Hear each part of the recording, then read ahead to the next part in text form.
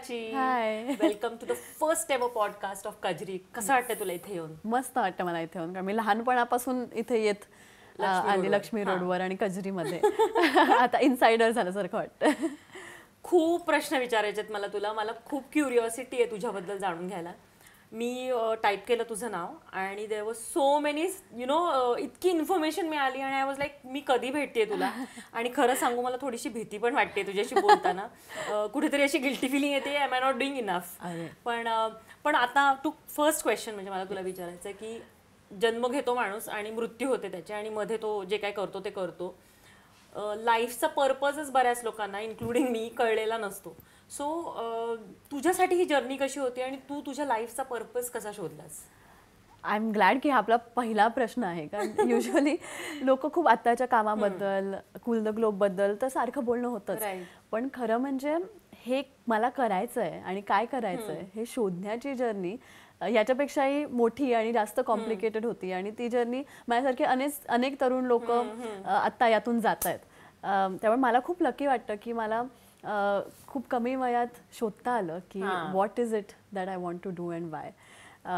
पण it didn't happen by fluke. It was a long journey of exploration. तर सुरुवात झाली की मी एका प्रयोगशील शाळेमध्ये होते, अक्षरनंदन म्हणून पुण्यातच आहे. आणि मी 4थीमध्ये असताना आम्हाला ताईने एक गृहपाठ दिला होता की 10 वर्षांनंतरच्या स्वतःला एक पत्र लिहायचं.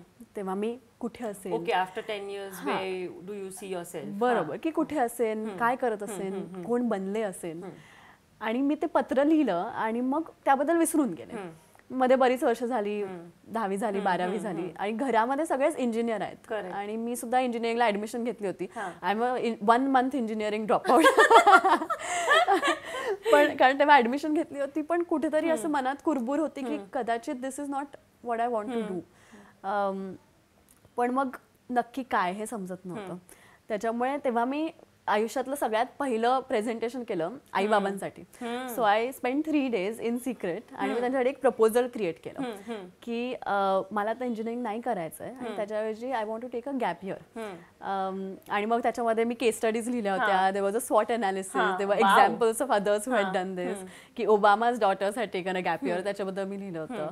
आय लुक्ड अप की काही काही युनिव्हर्सिटीजमध्ये it's a compulsory criteria that before coming you take a gap year and then come. आणि असं सगळं त्या प्रपोजलमध्ये एक्सप्लेन करून देणं. Pitched it first to my father because असं वाटलं की he will be easier to convince. And then both of us pitched it to आईला. आणि मग by the end of it actually very surprisingly they were both just as excited as I was. आणि even the course of that year as I was talking to, म्हणजे लोक असं म्हणतात की असं gap year is not considered, it's like की वाया घालवतं असं.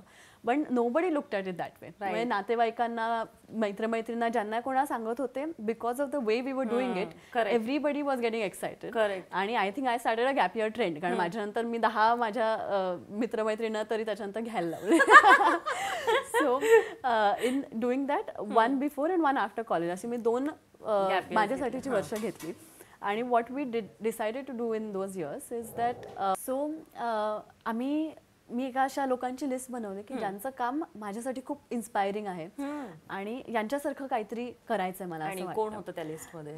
So we started with Dnyaneshwar Bodke म्हणून पुण्यामध्ये एक शेतकरी आहेत. त्यांनी अभिनव फार्मर्स क्लब सुरू केला.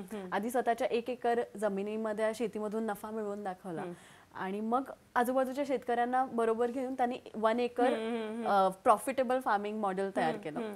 आणि by the time I met him त्यांच्याकडे 2.5 लाख भारतभरातून शेतकरी येऊन एकत्र शेती करत होते. 400 कोटींचा त्यांचा रेव्हेन्यू होता. आणि मग मी त्यांच्या घरी गेले आणि त्यांना म्हणलं की असं मी गॅप इयर घेतलंय आणि मला तुम्हाला 4 महिने शॅडो करायचं, की तुम्ही जिथे जाल तिथे मी तुमच्या बरोबर घेईन. त्यांना ठीक आहे, उद्या मी रत्नागिरीला चाललोय, हे माझ्या बरोबर. पण आई बाबांनी अग्री केलं का ह्यासाठी? दे were all involved in looking, कोण लोक, त्यांचा नंबर शोधायचा, त्यांचं हे करायचं. सो आईचं पण असंच होतं की म्हणजे आता ऑब्व्हियसली भीती वाटते की कुठे जाणार, काय जाणार, पण that she won't let that stop. म्हणजे कधी कधी मग म्हणजे she would come with me, but she would never say no to anything. तर मग असं करून 4 महिने मी महाराष्ट्रभर त्यांच्याबरोबर फिरले आणि अनेक शेतकऱ्यांना भेटले. आणि that time I didn't know this but they were all doing climate resilient farming, they were doing polyhouse farming. आणि the reason they came up with the model was की हल्ली शेतकऱ्यांना, अनेक शेतकऱ्यांना शेती करणं फायदेशीर राहिलं नाही, कारण ऊन पावसाचं गणितच बिघडलं. ऍब्सोल्युटली.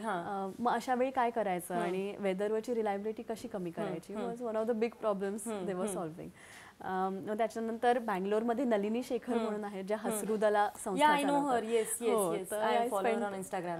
त्यांच्याबरोबर मी 4 महिने. So I also went to her and I told her I want to shadow you for 4 months. Also you worked with her as well. So she said, why do you want to do this? I was like, I want to be inspired and I want to expand my world. मग ती म्हणली, मग मी माझ्याबरोबर नको, तू आपल्या स्वच्छता कर्मचाऱ्यांबरोबर 4 महिने घालव, they would be more inspiring to shadow. आणि मग असं करत फॉर 4 months आय ट्रॅव्हल्ड. म्हणजे बँगलोरमधले जे काही लँडफिल्स असतील, वेस्ट सेग्रिगेशन सेंटर 100पेक्षा जास्त आहेत, I visited all of them. त्यांच्या घरांमध्ये त्यांच्यावर खूप खूप वेळ घालवला. आणि तिथेही मला खूप वेगळे एक्सपिरियन्सेस आले. म्हणजे असं मला दिसत गेलं की हळूहळू माझं जग मोठं होत चाललंय.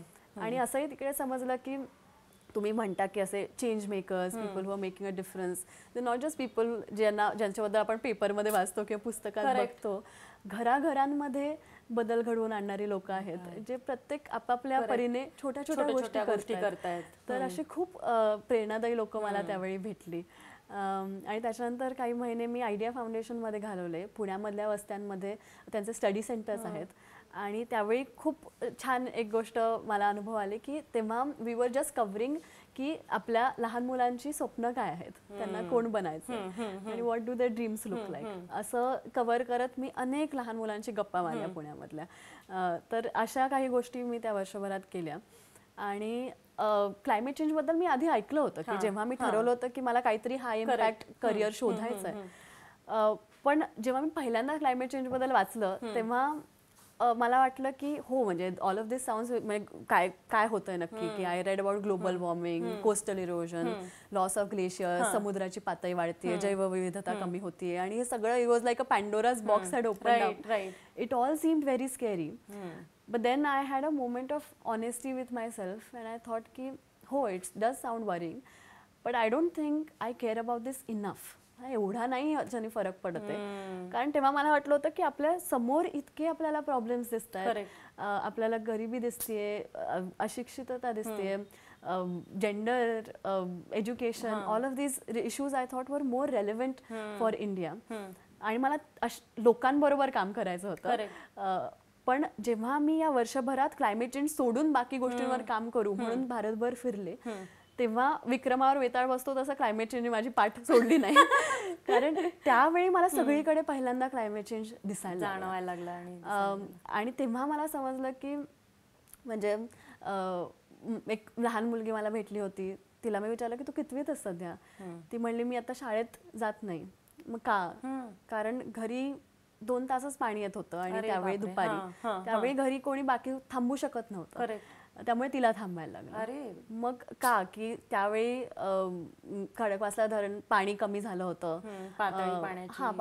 पाण्याची कमी झाली होती आणि शहरभरच पाणी कमी प्रमाणात वापरलं जात होतं. मग तेव्हा मी पाहिलं की म्हणजे आपण वाचतो की क्लायमेट चेंजमुळे दुष्काळ, नैसर्गिक आपत्ती होण्याचं प्रमाण वाढतं, हे सगळं ऐकलं होतं मी. पण त्याचा अर्थ असाही होऊ शकतो की लहान मुलीला शाळा सोडून घरी थांबायला लागतंय पाणी भरण्यासाठी. तर असे अनेक अनुभव आले, अशी अनेक लोक भेटली. आणि हळूहळू लक्षात आलं की क्लायमेट चेंज हे आपण ऐकतो बघतो तशा मोठ्या मोठ्या शब्दांबद्दल, इंटिमिडेटिंग गोष्टींबद्दल नाहीये. एक सामान्य माणूस म्हणून गोष्टी दिसतंय सगळ्यांना बेसिकली. अगदीच, की आपल्या खूप सोप्या गोष्टी, साध्या गोष्टींनी फरक पडतो. की माझं अन्न, माझं घर, माझा पगार, माझे आजूबाजूची लोक, या सगळ्या गोष्टींनी मला फरक पडतो. आणि त्या सगळ्या गोष्टी क्लायमेट चेंजमुळे धोक्यात आहेत. आणि आपल्याला जे वेगवेगळे ऑन ग्राउंड इश्यूज दिसतात ते सगळे याच्यामुळे ऍक्सिलरेट होत आहेत आणि ऍग्रिवेट होत आहेत. हे जेव्हा मी स्वतःच्या डोळ्यांनी पाहिलं तेव्हा मला एक क्लायमेट चेंजचा नवीन आणि वेगळा अर्थ समजला. आणि मग वाटलं की हा एवढा मोठा बदल आपल्याला घडून आणायचा आहे की क्लायमेट चेंजचे प्रलयकारी दुष्परिणाम थांबवण्यासाठी आपल्याकडे फक्त पुढची 30 वर्ष आहेत. आणि असा मोठा बदल घडवून आणू शकतात ते फक्त आपल्यासारखे नागरिक. मग असं काहीतरी करायला हवंय ज्यातून माझ्यासारख्या लोकांना याने फरक पडेल आणि मी भारी याबद्दल काय आहे करू यार. शकते. म्हणजे ऐकूनच मला खूप भारी वाटतंय. किती इन्स्पिरेशनल आहे तुझं जे काही तू काही करतेस किंवा विचारच तुझे इतके सुंदर आहेत. मला स्वतःला खूप इन्स्पायर्ड आणि मोटिवेटेड फील होतंय. खूपच मस्त यार प्राची. मला दुसरा प्रश्न तुला विचारायचा आहे. हां. ठीक आहे. I heard a lot about you. Like I said, when I opened my phone to Google about you, and there were so many things I got to know about you, and I was also very curious to actually meet you in person and ask you this. So, what are your notable achievements? Could you share that with me, please? So I think माझ्यासाठी सगळ्यात मोठी achievements हीच आणि ही मी परत ज्ञानेश्वर बोडकेंकडूनच शिकले की त्यांनी स्वतःच्या शेतीमधून नफा मिळवून दाखवला, पण तिथपर्यंत ते थांबले नाहीत. की जेव्हा तुम्ही स्वतः मिळवलेला सक्सेस बाकीच्यांबरोबर शेअर करता आणि त्यांना तो रेप्लिकेट करायला मदत करता, तेव्हा खरं तुम्ही एक चेंज मेकर बनता, not just a successful person. तर ते मला करायचं होतं की आधी स्वतःच्या आयुष्यामध्ये सुरू केलं की मी क्लायमेट चेंज बद्दल काय करू शकते. मग त्यातून ॲप बनली, त्यामध्ये अनेक नागरिक मला तुला त्या ॲप बद्दल पण विचारायचंय. हो, तर माइलस्टोन्स बरेच आपण हिट केले आहेत, पण I think for me the biggest definition of success is that it is not my success alone. आणि खूप अनेक हजारो नागरिक, अनेक मेंटर्स, अनेक वेलविशर्स, मित्रमैत्रिणी सगळ्यांना आपण यात ओढून घेतलं आहे. आणि सो असं म्हणतात जनरली, आता सोशल कॉज जेव्हा आपण करतो तेव्हा it's like really a boring work असं असतं का? काही मजा पण होतात आणि काही छान गोष्टी किंवा छान एक्सपिरियन्स एखादा तुला आठवतंय का मला सांगण्यासाठी? उलट सगळं इंटरेस्टिंगच आहे, म्हणजे it's not at all boring. मी सुरुवातीलाच मी खूप कॉन्शियसली विचार केला होता की मला कशा प्रकारचं करिअर हवं आहे, आणि त्यामध्ये 3 गोष्टी होत्या. एक म्हणजे मला अनेक छान लोकांना भेटायचं होतं, तुमच्यासारख्या गप्पा मारायच्या होत्या. दुसरं म्हणजे मला खूप ट्रॅव्हल करायचं होतं, आणि तिसरं म्हणजे मला वाटतं फक्त मलाच नाही, प्रत्येक व्यक्तीला काही ना काहीतरी पर्पज लेड आयुष्य जगायचं. ॲब्सोल्युटली, खरंच. Some kind of a difference everybody wants to make. फक्त ते कसा हे शोधणं प्रत्येकाला करता येत नाही. तर I wanted to have a purpose driven career. तर या तिन्ही गोष्टी यामधून मला मिळवत्या आल्या, आणि त्यामुळे मला खरं तर खूप मज्जाच येते. म्हणजे इट्स वी आर वर्किंग, आणि that's what everybody comes and tells me also, की क्लायमेट चेंज हा खूप सिरियस इश्यू आहे, आणि यामध्ये काम करणाऱ्या अनेक लोकांना we even talk about eco anxiety, की how are we going to tackle this big problem. But I think only happy people can change the world. Good. This is such a nice and such a motivating statement in itself. Only happy people can change the world. You have to be happy. You internally, that's how you can spread happiness. By notable achievements, what I meant is, did you meet any famous inspirational people yourself? And I heard that you got awarded by the Nirmala Sitharaman. त्या experience बद्दल if you could touch upon or let me know. So मी जेव्हा young लोकांशी बोलते तेव्हा पण मी त्यांना सांगते की I have met almost all of my role models, and that is because every year I make a list of people I want to meet or get mentored by. My God, you're so focused. But I think it's not even about focus. You just have to put it out there, and you'll be very surprised with the miraculous ways in which the things you put out there come true. Wow. Nirmala Sitharaman was one of them. I had decided that I want to meet her one day, and then we got an award from her as Young Changemaker of the Year. आणि त्यावेळी मला ते बघितल्यानंतर आम्ही ते घेत असताना स्टेजवर पण थोडं बोलत होतो, आणि अनेक लोकांनी मला येऊन विचारलं की काय बोललात तुम्ही. तर मला पण आहेच तो प्रश्न. सो शी सेड की you are doing amazing work, very proud of you, very inspired. आणि मी म्हणलं की this is just the beginning for us. We are on a mission that every home in India should become carbon neutral. And she said, we'll do it together. So that was the short conversation that we had. आणि त्याच्यानंतर अजून कोणाला भेटलीस? हो, तर I will tell you who was on my list and how I met them. So I had the environment minister on the list early this year. So then early last year, so I wanted to meet and work with the Environment Minister of India. So that happened की COP27 जेव्हा झालं इजिप्तमध्ये, तेव्हा I got to go to COP27 to represent India as part of India's delegation. तू एक एक मला सांगत चालली आहेस आणि इट्स लाईक अमेझिंग. काय म्हणजे आधीचं जास्त छान होतं का त्याच्यानंतरचं छान आहे असा प्रश्न पडतो मला. Sorry to interject.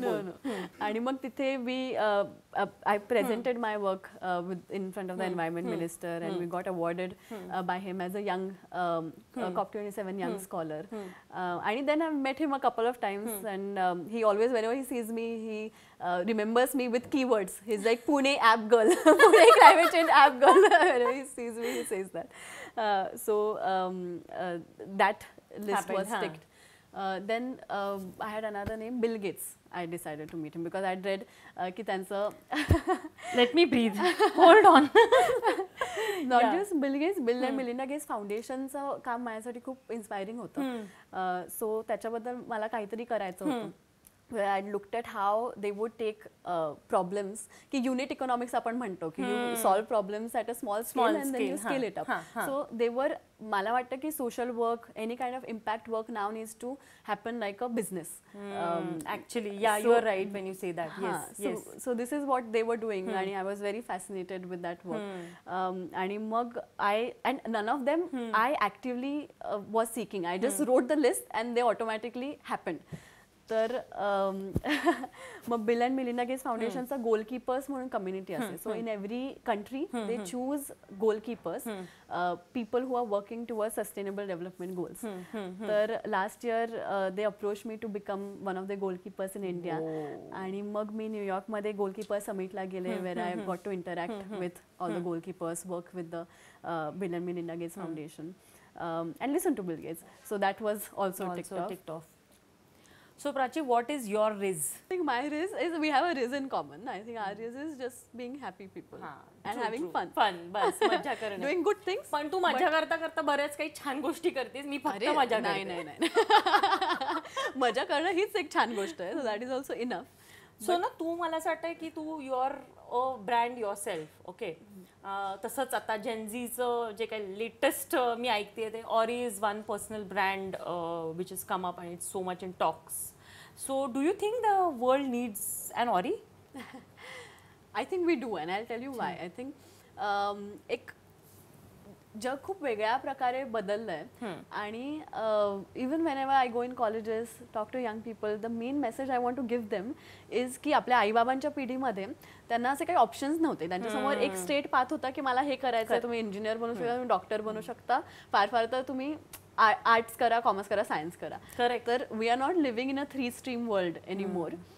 For me, I think Auri represents the fact that you can do something very wacky, you can do something very unique and different. Such and a fantastic carve thought. out your own career path. Yeah. So we are not living in a world where everybody competes for the same 3 things anymore.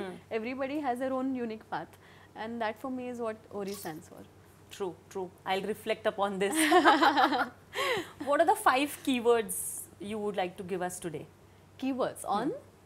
On anything, like 5 keywords which will help us do better as individuals. So this year I think my word is to scaling. To take this to the next level. The next levels. Yeah, so scaling is one keyword. Last year it was focus. But I think generally the keywords I like are inspired. I like to, I think inspiration is not a one-off thing. You have to carve out your life in a way that you find inspiration. Correct. Regularly.